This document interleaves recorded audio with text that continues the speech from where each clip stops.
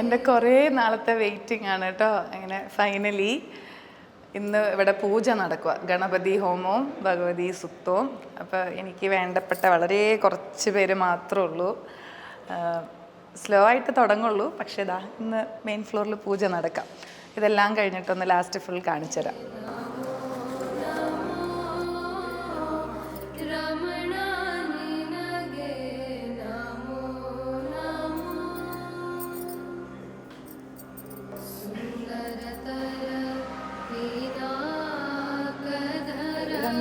ഒറ്റ ദൂരമാണല്ലോ.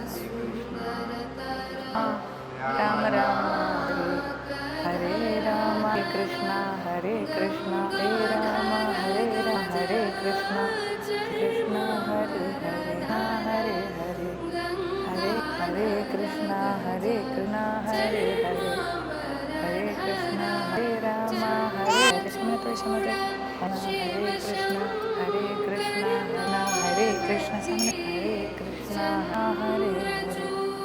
ആ സൈഡിലോട്ടോ. ഹരേ രാമ രാമ രാമ ഹരേ രാമ ഹരേ രാമ.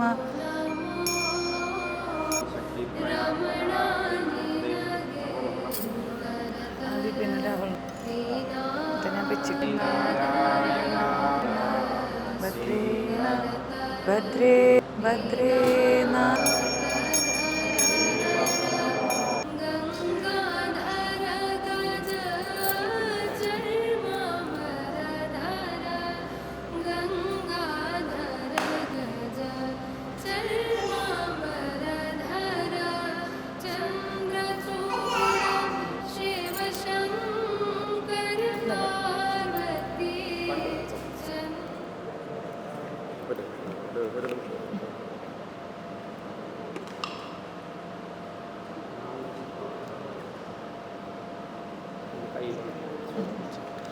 വിച്ചു കൃത്തിലെ പ്രദക്ഷിണ.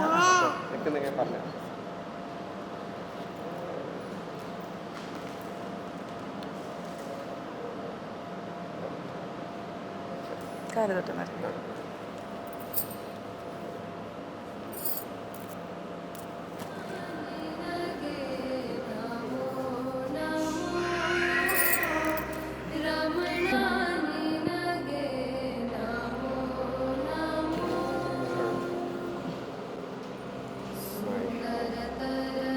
ചിരിച്ചേ.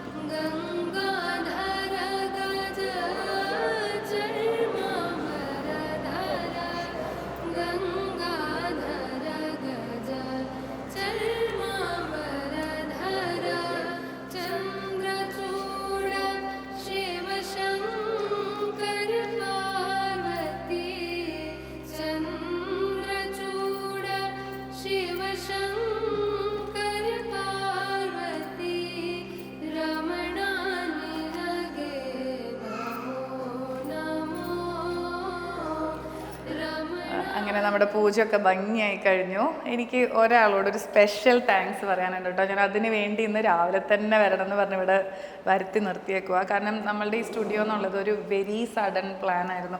എനിക്ക് എന്ത് ചെയ്യണം, എങ്ങനെ ചെയ്യണം, കാരണം ടൈം വളരെ ലിമിറ്റഡ് ആയിരുന്നു. അപ്പോൾ എനിക്കിത് ഫുൾ ചെയ്തത് നമ്മുടെ വിപിനാണ്. And he's from Saba Alreem അല്ലേ?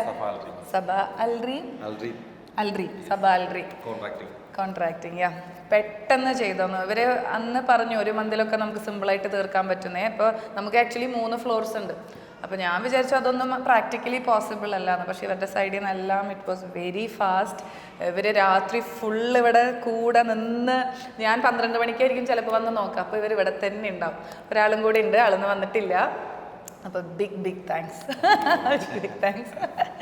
പിന്നെ ഉണ്ട്, കുറേ പറയാനുണ്ട്. എനിക്ക് മനസ്സിലായൊരു കാര്യം, സാധാരണ ആൾക്കാരെ പോലെ ആയിരുന്നില്ല ഇവർ. ഈ സ്പേസ് ഇവരുടെ ഭയങ്കര ഇഷ്ടത്തോടു കൂടെ ചെയ്യുന്നതായിരുന്നു. അപ്പം ഞാൻ എന്തെങ്കിലും ഒരു സാധനം കൊണ്ട് വെച്ചാൽ പറയും, അയ്യോ ആര്യ അത് കൊളാക്കി എന്നൊക്കെ പറയും. അത് ഭയങ്കര ഉള്ളിൽ തട്ടിയിട്ടാണ് പറഞ്ഞു. എനിക്കത് ഞാൻ വിച്ചുവിനോട് എപ്പോഴും പറയുമായിരുന്നു, അവരത് വളരെ ഇഷ്ടത്തോടെ ചെയ്യുന്ന ഒരു ജോബാണ് വിച്ചു, സാധാരണ ആൾക്കാരെ പോലെ അല്ലാന്ന്. അപ്പോൾ അങ്ങനെ ചെയ്യാനും വേണം ഒരു കഴിവ് അല്ലേ? അപ്പോൾ അതുകൊണ്ടാണ് ഞാനിന്ന് ഇവരെ വിളിച്ചേ. വിപിൻ വന്നു, പൂജ ഫുൾ അറ്റൻഡ് ചെയ്തു. ഞാനത് വിചാരിച്ചില്ല കേട്ടോ. ഞാൻ വിചാരിച്ചു കുറച്ച് നേരം നിന്നിട്ട് പോകുന്നു. കണ്ടോ, അതാണ് ആ ഡെഡിക്കേഷൻ. സോ ബിഗ് താങ്ക്സ് വീണ്ടും. അപ്പം ഞാൻ ആര്യ ബാലകൃഷ്ണനെ ഒരു പൂജയുടെ ആവശ്യത്തിന് വേണ്ടിയിട്ടാണ് എന്ന നിലയിലാണ് എന്നെ വിളിക്കുന്നത്. അപ്പോൾ എനിക്ക് വളരെ സന്തോഷം തോന്നി. എനിക്ക് ബാക്കി കാര്യങ്ങളൊന്നും അറിയില്ല. അപ്പോൾ എൻ്റെ ഭാര്യ വളരെ ഫെമിലിയറാണ് താങ്കളുടെ കാര്യത്തിൽ. അപ്പോൾ അങ്ങനെ ഞാൻ ഇൻസ്റ്റയൊക്കെ നോക്കി വളരെ സന്തോഷം തോന്നി. നമ്മൾ ഈ ഭാരതത്തിൻ്റെ ഒരു പാരമ്പര്യമാണ് ആര്യ ബാലകൃഷ്ണൻ്റെ കയ്യിൽ ഇരിക്കുന്നത്. അത് വലിയൊരു കർത്തവ്യമാണ്. അത് മാക്സിമം ആൾക്കാരിലേക്ക് എത്തിപ്പിക്കുക. കേവലം ഒരു ചെറിയൊരു ഷാർജ നിലയിൽ മാത്രം ഉൾക്കൊള്ളാതെ ഇന്നത്തെ ടെക്നോളജിയും കാര്യങ്ങളൊക്കെ വെച്ചിട്ട് ലോകം മുഴുവൻ നമുക്കത് വ്യാപിപ്പിക്കാം. അതിനുള്ള എല്ലാ സാഹചര്യവും ഉണ്ടാവും. അങ്ങനെ ആകും. ശരി, നമസ്തേ.